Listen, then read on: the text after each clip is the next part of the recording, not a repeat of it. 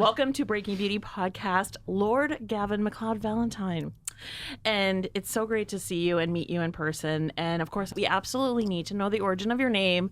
Are you a Nepo baby of the aesthetic world? Tell us everything. I wish I was a Nepo baby. Life would be much easier. No, I have this very long name, and this is a truncated version of it, because I come from a very old Scottish family. Okay. I was just in Texas the other day, and a girl asked me, and she said, "Can you tell me, what is an aristocrat?" And I said, the easiest way to break it down is that I'm a product of strategic incest. So hundreds of years ago, we all got on with each other in order to preserve land. But going further back, my great-grandfather was King Robert the Bruce of Scotland. Oh. King Henry I of France was my grandfather all the way back. Mary Queen of Scots was a great aunt. What? So I come from a very kind of tenured MacLeod family in Scotland. So I always like to tell people that I'm sort of like the Prince Harry of my family. I ran away to America to discover myself. Oh. But no, there was no beauty in my background other than glamorous mom, glamorous grandparents, things of that nature. But my passion and why I came to do what I do now is I had terrible skin growing up. And so there's not a sexy story to lead into it, but that's where my interest in that particular area stemmed. But, you know, when I was growing up, I didn't know what I wanted to be. I just wanted to know I wanted to be influential. Right. Yes. Do you look good in tartan? Yeah. I mean, I was born to be in tartan. I have a kilt. I have a whole, rigmarole that we put on when we want to do a Highland dance. And, Obsessed, bagpipes, the whole thing. Is this related? Is your backstory related to the movie with Mel Gibson? Remember that movie? Yes, but Braveheart. I was Braveheart. annoyed by that movie because my grandfather was portrayed as being such a kind of a weak, pathetic little man. Oh. But in reality, he was a huge advocate for Scottish people. I mean, whenever there's a political sort of disarray, one has two options, right? You can either fight the rebellion and preserve your independence, or you can try and strike a deal that many people are not slaughtered in the path.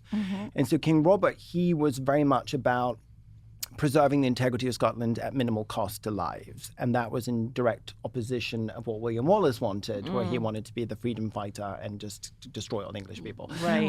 So he wasn't portrayed very well in that movie, but, he was in it, so that was good. Okay, you've heard the correction here. Maybe there will be a part 2 movie, and maybe you'll be on a Consultant. horse. Maybe I should play him. Exactly. Yes, exactly. Now, Oh my God! How should epic. we address you today? Lord Gavin? Gavin. Or just Gavin. Lord? We're friends. Okay. Yes, okay. I love that we recently had Sir John on the show as well. True. Have you ever met Sir John? I have. Yes, I have. He's so charming and so talented. I mean, He's so Okay. my sweet. God. He's All so right. sweet. I also read that you're a friend of the late, great Isabella Blow. Correct, yeah. What can you tell us? Is there a story that... Yeah, I mean, Izzy is really responsible for the life that I live now.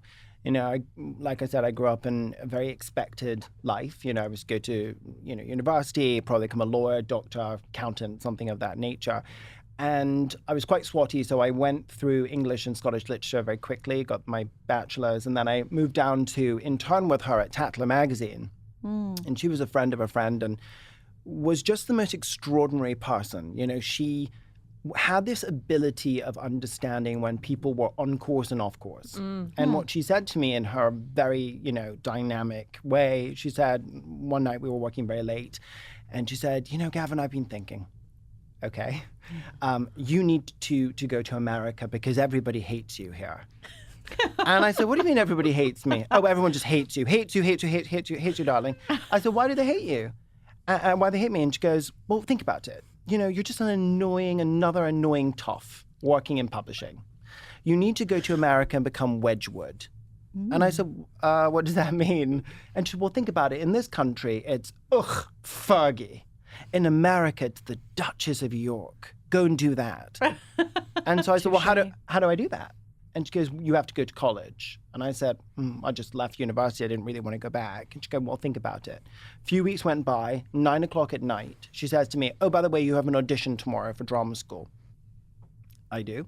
Oh yes, in a New York drama school. I said, what do I have to do? And she said, learn something old. Shakespeare or something. That was the only advice I had, and it was at the Savoy Hotel. So all night I was like, do I do Macbeth with an authentic Scottish brogue, right? Or do I do Iago? Like, what do I do? I ended up doing Macbeth. So I rocked into the Savoy, and the chap, Roger Croucher, said, what's your name? And I said, Lord Gavin McLeod of Glencairn. And he said, is that your real name? And I said, mm-hmm. And he said, okay, what are you doing? So I did Macbeth. And then he said, okay, that was interesting. Fine, what song have you prepared? And I thought, well, I could do a mean Barbara Streisand impression. So I did Baba Black Sheep in the version of Barbara. And they said, okay, that was interesting. So anyway, I get to Tatler on Monday, and he goes, how did it go? Did you get in? I said, I don't think it works that way, Izzy. And she goes, oh, it's a disaster. So she flung herself on the desk, covered her head in a cape, set a timer on those old alarm clocks with the 2 bells on top, like in a cartoon. 20 minutes she was in mourning, and then it went off. She went, okay, now that your career is dead and resurrected, we can get back to work. Cut a long story short, they called me and offered me a full scholarship. So I did end up moving to America on that premise. Not that I ever wanted to be an actor, but it was quite nice to feel as an uptight, upper-class Brit. It was quite unusual to feel emotion so intently. That was quite fun. But now I look at it as a communications degree, and what I do think it has given me, which I think is hugely instrumental into my success today, is in 2 kind of areas. One, my ability to communicate and enunciate brands or methods that we're working with. And the other is to really understand the process by which the talent is going through. And oftentimes, depending on the distribution of a project, sometimes that client is currently filming something or they're coming out of something, and they have to kind of do a pivot where they're no longer that character, but they're now the actress who is going to these shows and whatnot. So there's an enormous amount of emotional kind of filing systems going on, and it kind of gives me an understanding of what they at least have had to go through to get to that performance that we're now celebrating. Creative When genius. is this movie coming out, this documentary, or, Seriously. Really? I think her impact is so immense and immeasurable. Even people who didn't know her. I mean, we look at the iconography around the woman, but to me, what was so fascinating about her was she was extremely fragile. She was herself a broken bird. She recognized potential and the fragility in other people. In some way, she could show up and shine through for them, and in a way, unfortunately, she could never do for herself. And I think her passing was just such a loss to the style industry, sure, but just to people who got to experience the magic of someone who believed that nothing was impossible. Yeah. Beautiful. And so rare to find, people who are that sort of risky in terms of what they say and what they do and being themselves, you know. So how did you end up working in beauty, going from fashion to beauty? How did that happen? What was interesting, so when I realized that acting wasn't really what I wanted to do, I couldn't really handle the rejection. I called Izzy and she said, well, do what we all do when we can't do something. And I said, what's that? She goes, public relations. And I knew that I would be kind of good at it. So I had a friend at the time who'd hired a publicist, and he was looking for an assistant. And actually my husband was very good friends with her and made the connection. And so I started my entree into fashion with him on a very sort of low level. I mean, he did a lot of fast fashion and things of that nature. And then from there, I processed onwards to be more high fashion with a woman called Robin Berkeley, who had established People's Revolution with Kelly Cutrone. And we were working on, very niche but high-level brands like Greg Lauren, who's Ralph Lauren's nephew, The Elder Statesman, Anna Cora Jewelry, things of that nature. And it was during that time that my frustration with PR is that you were always working for the benefit of somebody else. And I mean, I know that's called a job, but I couldn't stand that every day was spent doing this stuff. Yeah. And I was passionate about beauty from a young age for 2 reasons. One, as I mentioned, I had terrible acne growing up as a teenager. And I knew firsthand how that limits one's ability to show up and how it really impacts one's self-worth. Yeah. And so I think when you have something that you're trying to resolve, you kind of become your own armchair Jessica Fletcher. And you're trying to figure out the clues and the signs and the products. And so just in that sort of impetus, I became fascinated by skincare. I also probably am really a love child of Joan Collins because I love glamour and fur and, perfume and the whole thing. And so I became really fascinated in just the whole scope of what beauty represents. So I created a little blog on Tumblr when that was a thing called Amber and Smoke. And I would introduce different things like, have you heard? And it would be news content, or what say you? And I would interview people about their relationship with fragrance, because I thought you can be very intimate, but it's never intrusive. And then I had another section called Do You Know? And I'd look at iconic products, 8 Hour Cream, Fracas from Aubert Piquet, things of that nature. And one of the people that I interviewed her name was Gina Brooke, and she was a makeup artist that yes. had built a long career working Madonna, with Madonna. right? Exactly. And she and I hit it off, and she said, listen, I have a contract with a brand called Intraceuticals from Australia. They need some help getting PR. Is that something that you'd be interested in? And I said, oh my God, if I got to work with you, that would be incredible. I would love to do that. So I interviewed, I got the job with Intraceuticals. And then like most publicists, I always say a publicist is a little bit like running for president. You tell everybody what's gone wrong and what you're going to do. And then you get the lay of the land and you go, oh, maybe you're not going to cancel that debt. So I got there with Intraceuticals and I realized you're not in traditional retail. You don't create products in a very quick way. We're playing footsie. It's quite fun. I love that. And you're not in traditional retail. Yeah. So you were up, excuse my French, Schitt's Creek without a paddle. But what you did have was a celebrity narrative. Yes. And this is really where the course of my career changed. Yeah. What year was this? This would have been 8 years ago. Okay. So that's 2016, if my math is correct. Yeah. And I joined them maybe a year prior. Okay. So I said, well, why don't we create a division of the company where we give ongoing treatments to the world's most famous faces when they need to look their ultimate best and it matters most. Yeah. And we can PR out the red carpet coverage and kind of being associated as the go-to red carpet brand. Yeah. And they said, okay, do it. So I said, okay, great. So actually there was a little bit of a break from Rob and I went to LaForce & Stevens and then I went to Intraceuticals. And so I called my old assistant and said, wait, do you have access to celebrity contacts? So she gave me some. And I emailed out from Met Gala 8 years ago. You know, we would do this treatment, do this treatment, do this treatment. The only team to respond was Halle Berry. And I got on the phone with her best friend and stylist, Lindsay, and her hairstylist, Castilla Bataille. And I said, this is what the treatment does, you know, it kind of hydration bank account for the skin. And they said, would love it. I said, okay, I'll let you know. It'll be Olga or Tatiana or something that name. She'll be there on Monday to take care of you. And we'll do that. I said, okay. So I called back on Saturday and said, such and such is coming. And they said, no, we don't want her to do that. We don't want it. And I'm thinking, I just put a press release in the wire that we're doing this. And they said, we want you to do the facial. And I said, well, I don't do facials. And they said, well, you said you had the oxygen machine at home.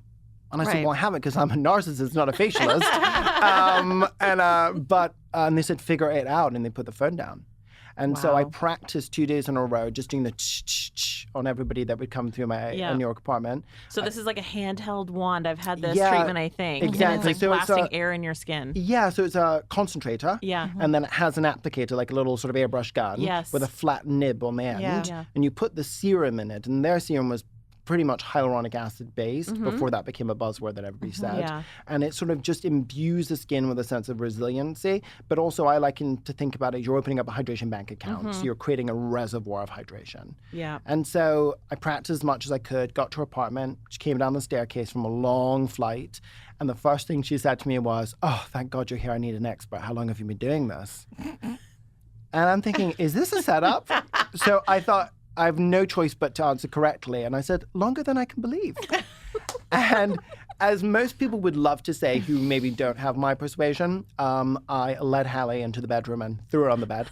And I started to ch-ch-ch on her face. Yeah. And it just wasn't doing enough. Like, yes, it was hydrating. She was going to get a glow. But I thought, I need to lift the architecture. Right. I need to separate church and state. So the cheekbone and the jaw plane, I need to get that snatch or that buccal fat removal look. Yeah. And then if I can lift the eyebrow, then at least I'll give the look of energy. And for me, and anybody who's listening, really what communicates youthful vitality is a sense of communication and hydration within the skin. We can lift it, we can freeze it, we can fill it, we can fry it. Done it all. But if you don't actually address those other points, you don't look younger. You just look locked in versus lived in, right? So you want to look rested and vital. So anyway, I thought, well, I've done baking with Granny. I can do this. So I started to just massage and go and go and go. Just and I'm knead like, the skin. Moving the skin. I'm like, I think I've seen this before. Like it was a real mean, like Joanna Czech lip sync at the time. Right. I'm like, I think this is something and this is something. A few slaps. And she was thinking, So the noises were giving me an impression that it was going well. So after about an hour and 15 minutes, I thought, should probably give her face back. I said, okay, that's you done, my love. And she got up, she looked in the mirror, she turned around and she said, I look and feel so beautiful. Wow. And I said, God, I'm good. I didn't have the language at the time. But what I've come to understand, and I think what I do is very unique amongst my peers, is at that moment, what I loved about it was converting the energy from being anxious and small to where's my weave, let's go, woo. The energy completely changed. And so now what I say I do when I work with clients is sort of ground them in their inherent deservingness to be there. Because unless you're Meryl Streep or Robert De Niro, like many people still kind of feel like they're going to get caught. 100%. And then amplify and elevate their energy to meet the expectation of the event or the public. Right. And so bringing those two things together. So off Hallie went. The next day, Vogue.com ran a story saying Hallie looking 10 years younger than Kim Kardashian. What did she do? Wow. 2 days later, I got a call from Kim Kardashian. A week later, I got a call from Susan Sarandon, Kate Blanchett, Sarah Jessica Parker. And I thought, should probably get trained. I was going to say, you're on the other line calling, Joanna Chuck, do you have any internships? Exactly. I'm like, And I remember the employer said, it's okay, don't charge money, don't pierce the skin, you won't go to prison. I said, okay, we'll probably figure this out. Touche. So I got trained and did all the proper things, but I think the real change in my career that took me to where I am now, and why I consider myself more of a facial masseur than a traditional facialist, is I'd gone to China on a press trip, and I was introduced to an incredible woman called Madame Xin. She was 86 years old at the time. She was a geisha who was living in a tiny town called Guangxi outside of Beijing. Her benefactor was in Beijing. And for 60 years, she'd also been a geisha den mother in Kyoto. And so she would take the young girls, the maiku, who get painted as memoirs of a geisha as we know it, with the little kabuki lips and whatnot. She would teach them tea ceremony, the art of dance, kabuki, but she would also as she described in translation, she would re-articulate their faces to make them look more angular for the American and Western businessmen who are paying for their time and privilege. Wow. So rather than being round, which is synonymous with an Asian profile, she wanted them to look more augmented, more Western-like for the men to be attracted to them. And so I was at a sort of a ceremony with her of some nature, and I remember my guide saying, da-da-da-da-da, Kim Kardashian, and then everybody started to laugh, and then all of a sudden it was over. And I said, what happened to my guide, who I called Mother China because she wore a turban, a kaftan, carried a fan, wore jade, and had a Pomeranian in her arm. But her name was V, and she loved the fact that I thought that she was the definition of China. And she said, I just asked her. I said, she works with geisha, you work with Hollywood geisha. Could she show you some moves? And she just felt a little bit put on the spot. Right. Cut to the next day, I'm checking out of the Four Seasons, and I see a little sort of pauper boy with a sign that said, Lord. And I thought, well, he's either come to find me or Jesus. We'll find out. So I walked out with my guide, and they said, you must go to Madame Xin now. And so I moved to hers, and I ended up living with her a few weeks, and she trained me in Kobe do, but in a very specific form that the geisha used. Her version was quite aggressive. I have to say, I thought, I'll put me in jail. So I've modified it quite a lot. Okay. But that's the arc of where I went from fashion Wow. to beauty, and then making that transition to hands-on facial masseur now. Okay. Incredible journey. Oh my goodness. Yeah.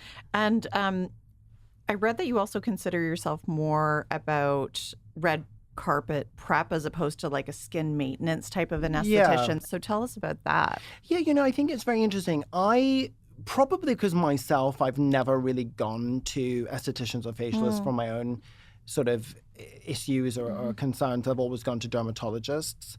So I didn't have that direct relationship myself. But I also knew that the part that excited me was what we were going back to. It was working with the talent on many sort of tiered front. It was, yes, preparing their skin so it bounced light, it photographed brilliantly, but it really was supporting their emotional, psychological, pressures and converting that for them. So that had always been the thing that appealed most to me, and also the excitement of being associated with this A-list talent and getting to know these incredible talents was just the thing that sort of pulled me in. So I made it quite deliberate in the beginning that I wasn't going to be open to the public. So even today, I don't take bookings with the public. Yes, I treat media or influencers when it pertains to a launch or an event of some type, but most of my time is really spent in terms of doing the facial treatments with the talent for red carpet and for camera. And so when you look at that, it's a different set of problems that you're trying to overcome. And listen, and to this day, I'll send people to Shani Darden, I'll send them to Joanna Vargas, I'll send them to Evan Paul. If you're looking for long-term health benefits to your skin and you maybe don't want to go down the dermatological route, then obviously there's incredible talents there who also do red carpet too, by the way, and do it brilliantly. But you're not out here doing extractions. No, right? no. Yeah. I'm too posh to push. So I just wanted to be very much mindful of this is my skill set. Yeah. So if I take a client, could be anybody, usually they're fatigued and exhausted, they've traveled in or they're still working on set. I have to make them match the public perception. And there's so many times prior to even doing this where in fashion, where you'd see celebrities and whatnot. And I remember the cattiness and the bitchiness amongst people's criticisms and critiques of the talent. They would say, oh my God, do you see how dry her skin looks? Right. Like all that kind of noisy stuff. And I thought, God, can you imagine being on the receiving end of that all the time? And so it's very specific. So if they come to me, my job is to enliven the complexion. It's to, I always say, to hide the time and remove the crime. It's to really massage and work on the lymph channels to drain and detoxify, put everything back up and lifted as to where it originally was, and kind of have a synergistic, energetic conversation within the complexion that bounces the light from the camera, that allows them to feel emancipated from the exhaustion they're feeling. We all know that feeling. You look in a mirror, you look tired. Oh, I'm tired.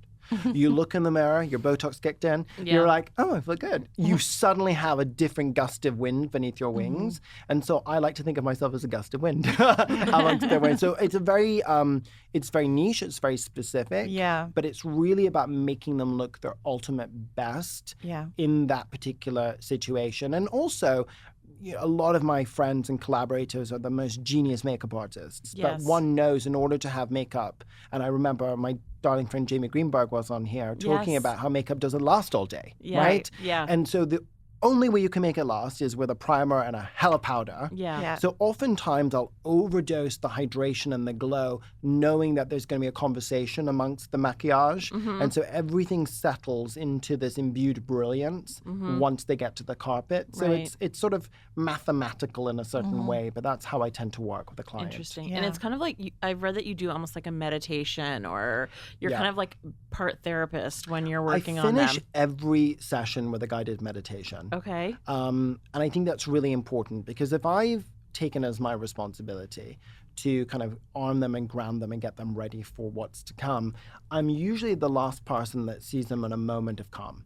And so what I like to do is when I finish all the rumpy-pumpy, I'll put an LED mask and I'll guide them down, becoming aware of anywhere that they're holding tension, usually the neck, lower back, things of that nature. And then most of the time I'll have them pull up an intentional thought or word that allows them to navigate the decision-making throughout the day. And I often feel, there's, I'm sure, many things you've gone to and I've had to go to that I'm like, oh, really don't want to.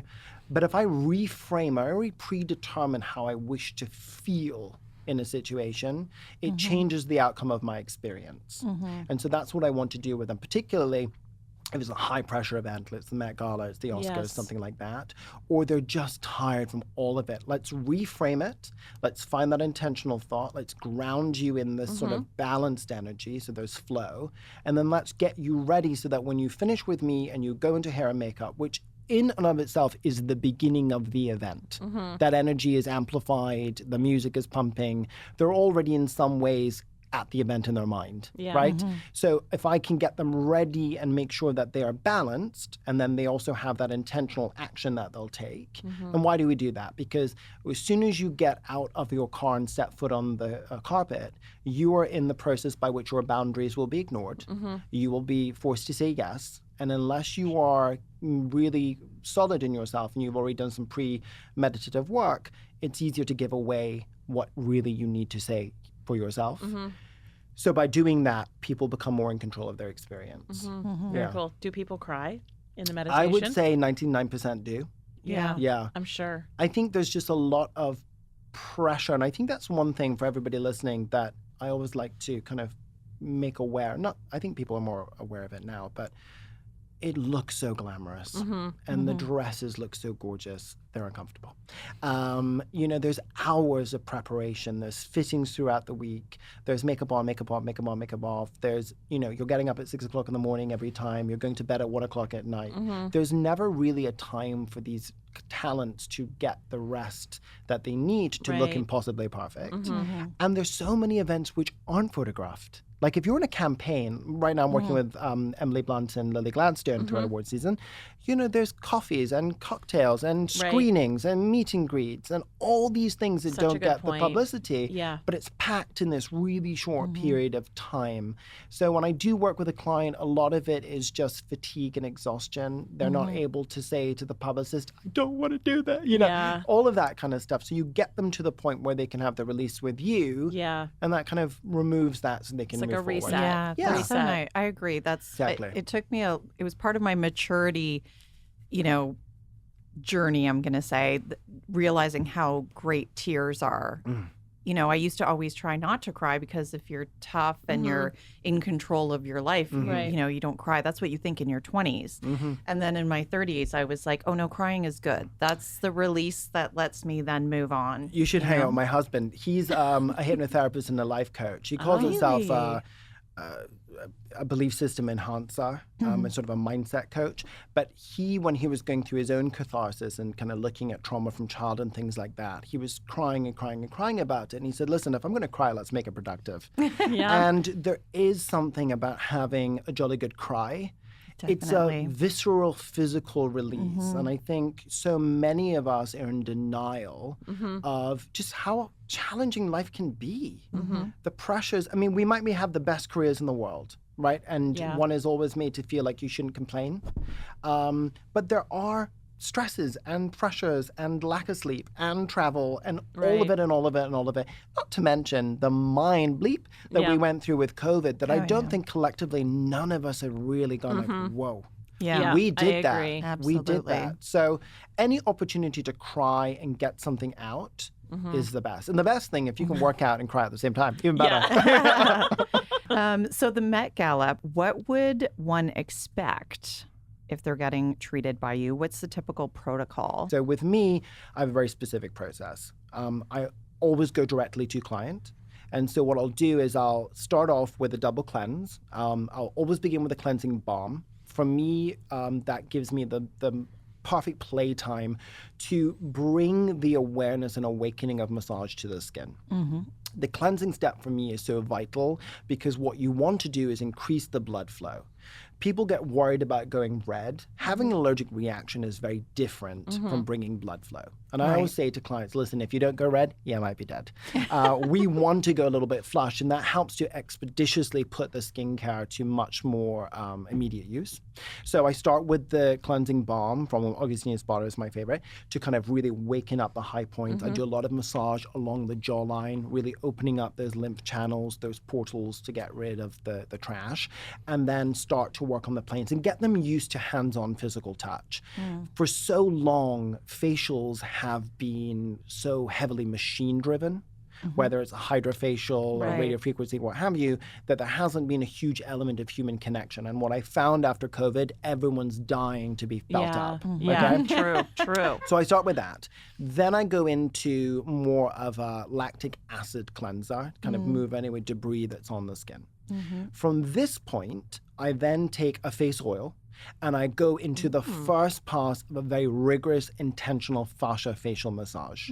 We go very deep within the plane of the muscle. When you actually engage the fascia layer, you are triggering the stem cell signaling of communication.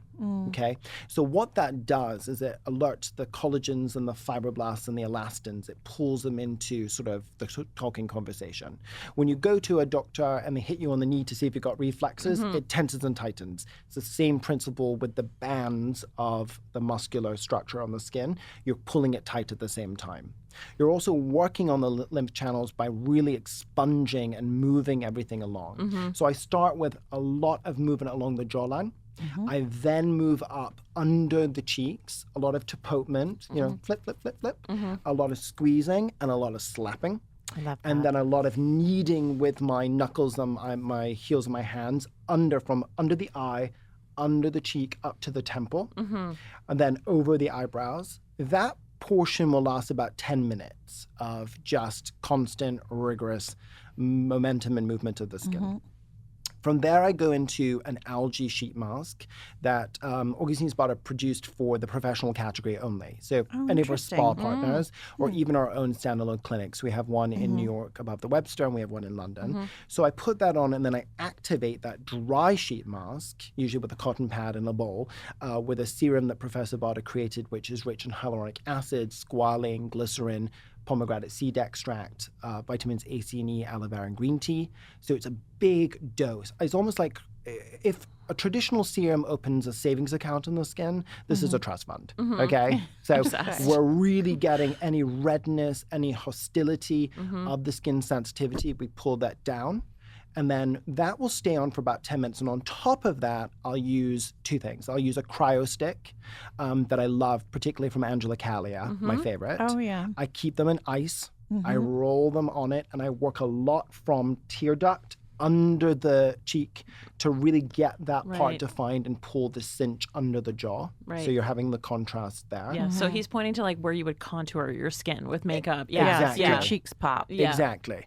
And then I'll lay them on the eyes because who doesn't love that? And it So just gives them relaxing. like, ooh, okay. You realize how tired you are actually when you do that. Yeah. And then on top of that, I'll use a sonophoresis device. I like to use it for its percussion. So it has a low-level vibration that just helps to penetrate that serum deeper than it would topically go. Okay? Then that comes off. Wait, what's the brand name for that? That's just Augustinus Bader. the For the sonophoresis. Yes. Okay, so that's a good question. All of the tools that I use, other than two things I can get to, are by an incredible brand called Apatra from London. Is it professional only, or It's available to the consumer, but it's designed to be for mobile therapists. So they're extremely expensive. Got it. And I don't hide that from anybody. Got it. I'm actually developing my own microcurrent with them, which will be coming out for Mother's Day. Very excited. So The stay Lord tuned. tingles? But we're going to make it affordable, folks. Ish. So I use a sonophoresis, and I just love the percussive nature. You can use, if you have a new face at home, you have anything that vibrates, stick that on top of your mask. It will help. The percussion really helps to move things down. Got it. When that comes off, I then go into an oxygen facial using the same serum and using a concentrator. That again helps even more penetration of the product and allows me to also do a lighter form of lymph drainage by following the contour of the applicator. It's almost like an airbrush gun. You press it on the skin. You follow the lines of the rhythm of the lymph drains, but also your wrinkle lines. And it just helps blur and blend everything out. From there, I go into my second, more aggressive round of whiplash facial. So at this point, you've unlocked the bonds of the face. Knowing that most people grind their teeth, hold their tension. Funny instead, I read something in the New York Times a while ago, and they were saying that with people having Botox, not that all my clients have Botox, but most people have done something, there's two areas that we hold our tension. We hold it in our jaw, and we hold it in our butts. In the pelvic floor, where we clench, we hold, because we're not emoting in the way that we used to, so we've put it somewhere else. So everyone I come to usually has TMJ. They usually have a little high pressure around there. But the time that the first rounds happened, that's loosened up. So the second whip around, using a moisturizer, it allows much more dexterity and a dynamic movement. The skin is more compliant with where I want to redrape its architecture. From there, I then go into the Lima laser.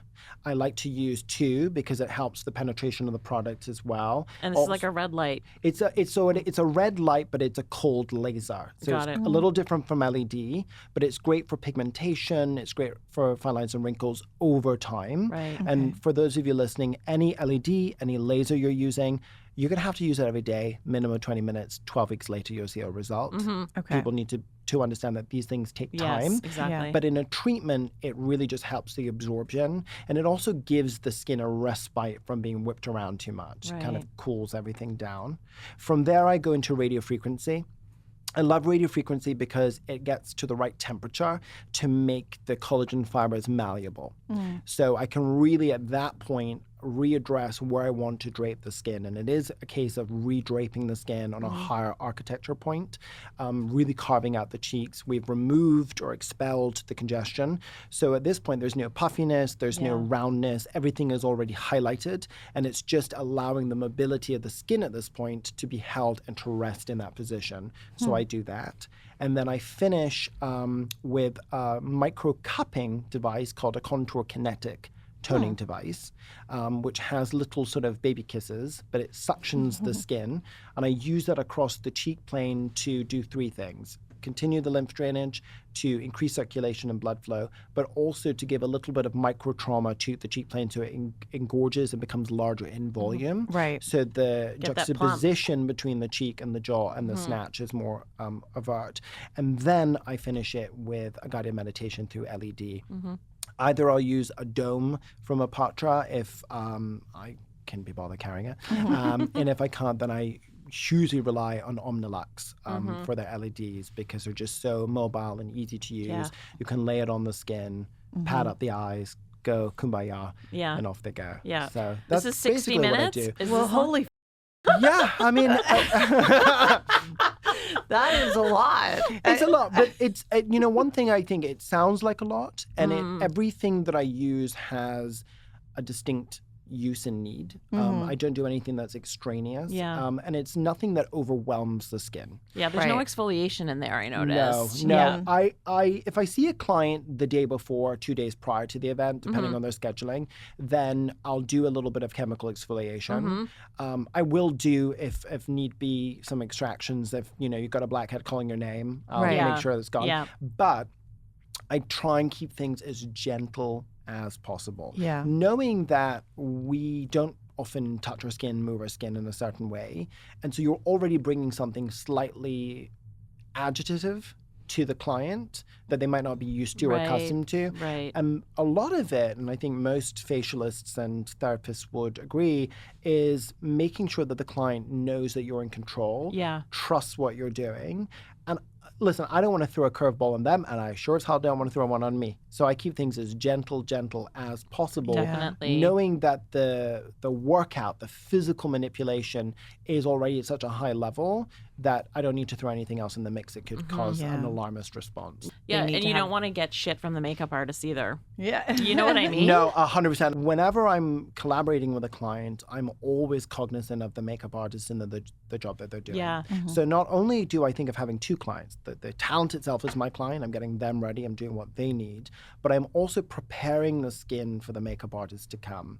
And the last thing I want to do is throw anything their way that's going Yeah. to make their job or have anything pill or roll. Yeah. So I always leave the sort of message with a client, or if I get to see the makeup artist when they come Right. in, tissue anything down, wash anything off. It's in the skin and with the skin at this Right. point. Right.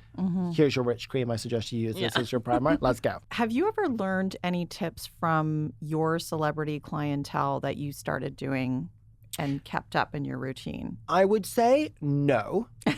Fair. But what I have learned, and actually what changed my life and why I came to Augustinus Bader, is I was working with Kim Kardashian. And at that time, I used to come with a Mary Poppins bag full of every product you can think of. And she said, "Do you have the Bader?"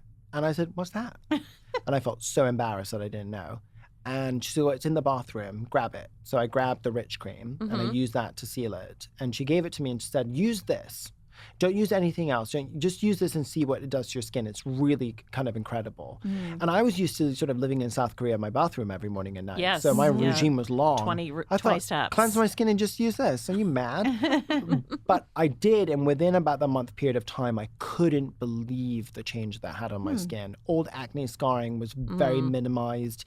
Pores were shrinking. Botox was lasting a lot longer. Yeah. I was getting compliments from random people about how good my skin was looking, and I thought, "Ooh, something has changed." And then when I sort of did my research and looked at the brand, looked at the good doctor himself, looked at him coming from a healing communication perspective, and knowing that it was, free of any nasties, that was exciting to me. And when I saw the experience myself, I then started to use it with my clients, saw the immediate benefit of the products and then the long-term change to their skin, and thought, this is something that I want to associate. So I guess to answer your question in a roundabout way, I didn't necessarily got a tip, but I got a gift that Yeah. actually changed my life. Well, I also saw it in Succession. We know it's the quiet luxury product.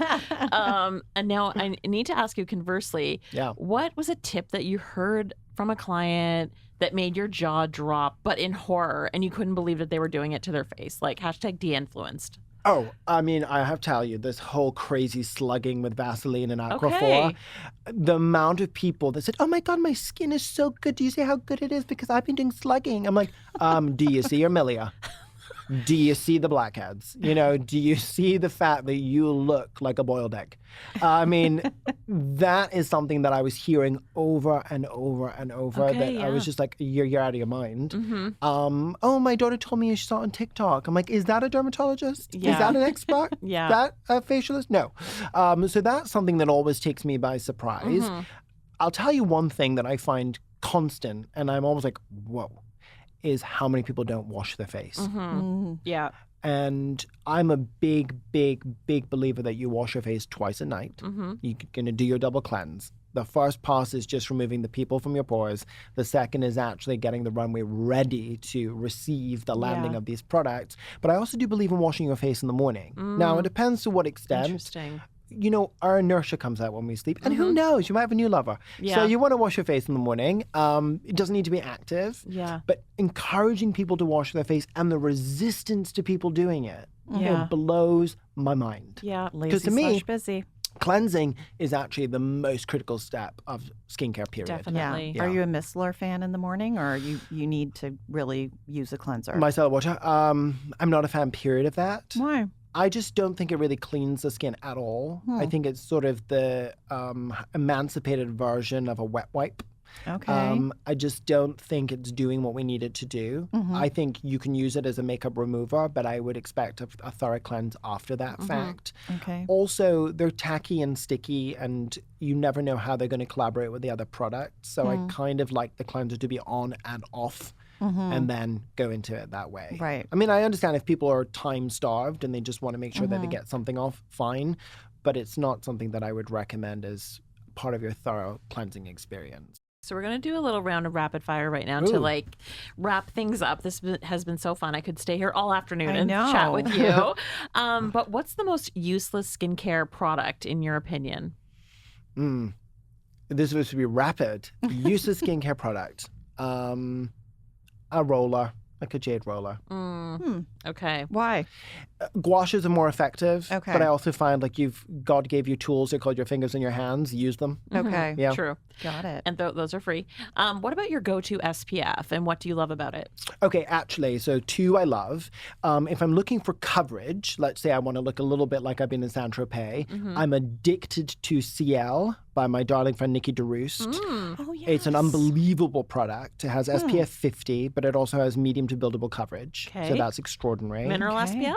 It's mineral SPF, Okay. and it's formulated specifically for those who are concerned about acneic responses or breakouts. So it's incredible for perimenopausal, incredible for teens, phenomenal product. For just your, bare bones protect you. Right. It's hard to find, but track it down. It's the Mecca Cosmetica from Australia. Oh. It's unreal. You get this sort of silky glow to the skin. Really love that. I'd rather you protect yourself, not wreck yourself. Yeah. And we can get into the debate about chemical, physical, whatever. Just use something. Yeah. Right. I agree. And what's the one skincare product that you used to love and use a lot and now it's discontinued and you wish that you stocked up? Actually, I used to love this bronzer by Becca. Yes. Oh, yeah. It Yes. works so well with skincare, and you could mix it with your moisturizer, and it just gave you this gorgeous tint. So RIP, that's gone. So is the brand, actually. Yeah. So that was a great loss. I think that's the only thing that I think I've cried over. What about at-home devices? What do you personally like to use and or have seen the I'm most going to show you. I brought the it best with results me. from? Let's Okay. see. Yes. I have them spray painted in gold for me and put my name on it. It doesn't come like this. But this is the Contra Kinetic I was telling you about. Okay. So the way that it works, if I switch it on, is you stick it on the face like so, and it suctions. Okay. Okay. It's like a handheld Interesting. wand, kind of like It looks like a mini blow dryer Yes. in a way. It does. Yeah. Yeah. It's sucking, not blowing. Okay. Oh my God, it's embossed with Lord Gavin. Obsessed. It is. I put everything in gold. So I love this. And I'll tell you why I love it. Yes. Tell I'm not a us. huge fan of devices that you don't really feel. And I do understand NuFace does work. People really do love Yeah. it. But the commitment is where people really fall short. Totally. So with this kind of thing, you feel the manipulation of the muscle. You feel this sort of gentle sensorial experience. So it's more fun to use. Yeah. You see the volumization of those high points when you use it. And I find historically when you get that kind of experience, people are more adept at using it and being Yeah. consistent with it. So I love that What's as a it called tool. again? It's called the Controkinetic Toning Device. Okay. It's $99. Okay. Amazing. It's so cheap. Okay. Obsessed. It's brilliant. Okay, and even though you're a luxury lord, I can tell that about you. What's the one product that you always snag when you go to a Boots or French pharmacy when you're in Europe? Do I? That's a good question. I think French pharmacies do lip balms really well. So I'll always grab a lip balm when I'm there. For Boots specifically, I like the number 7 brow pencil. Really? Oh, it's unreal. Okay, I've never tried any of their makeup. Oh, no, Only no. skincare. It's phenomenal. I don't know if you can get it in, because I know you can get Boots in Target here. Yes. But in the UK, they have a full makeup selection, and the brow pencil is unreal. Okay. The brows look kind of like they've been laminated when you use them. It has like a silky sheen to them. Okay. So I try and grab as much of that as I can. Okay, our last question. Finish this sentence. You know you're overdoing your skincare routine when? When your skin gets red and angry. I think that's one thing that one of the things I want everybody to understand.